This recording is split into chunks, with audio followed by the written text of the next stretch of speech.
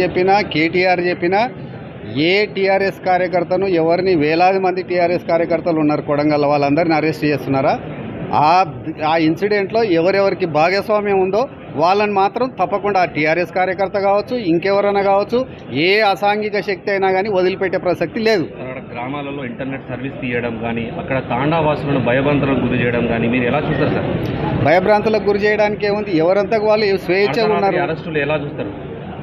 అరెస్టులను ఖచ్చితంగా అరెస్ట్ చేయాల్సిందే. ఎవరికైతే పాత్ర ఉందో వాళ్ళని తప్పకుండా అరెస్ట్ చేయాలి. ఎందుకు చేయొద్దు? ఇప్పుడు అభివృద్ధి చేస్తుంటే అభివృద్ధి చేసి నిరోధకులను తప్పకుండా చట్టపరంగా నీకేదన్నా ఉంటే, నీకేదన్నా ఇబ్బంది ఉంటే బాజాప్తా కలెక్టర్ గారు ఎప్పుడైనా ఆఫీస్కి రావచ్చు, కలెక్టర్ గారికి చెప్పవచ్చు, ప్రభుత్వానికి చెప్పవచ్చు, ఎవరికైనా చెప్పవచ్చు.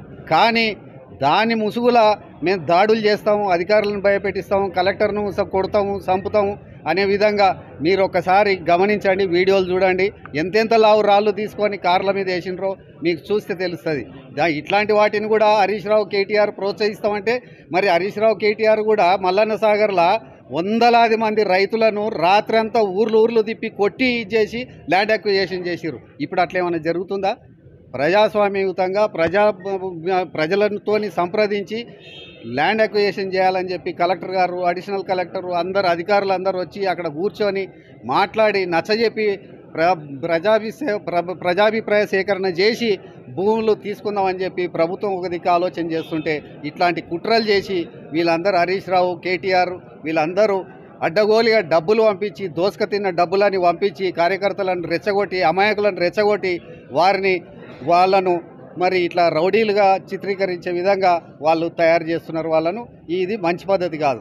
కడా చైర్మన్ వెంకటరెడ్డి గారి పరిస్థితి ఎలా ఉంది? మీరు పరామర్శించారా? అసలు కలెక్టర్ గారు ఏం చెప్పారు? కడా వెంకటరెడ్డి గారి ఆరోగ్యం మంచిగా ఉంది. నేను ఫోన్లో మాట్లాడినా ఆయన ఇంట్లో డాక్టర్స్ ఇంట్లో రెస్ట్ తీసుకోమని చెప్పిండ్రు. వారికి కొంత ట్రీట్మెంట్ కూడా జరుగుతుంది.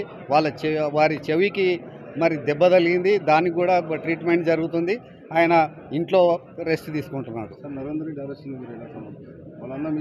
నరేందర్ రెడ్డి ఇంకో రెడ్డి ఎవరనేది కాదు.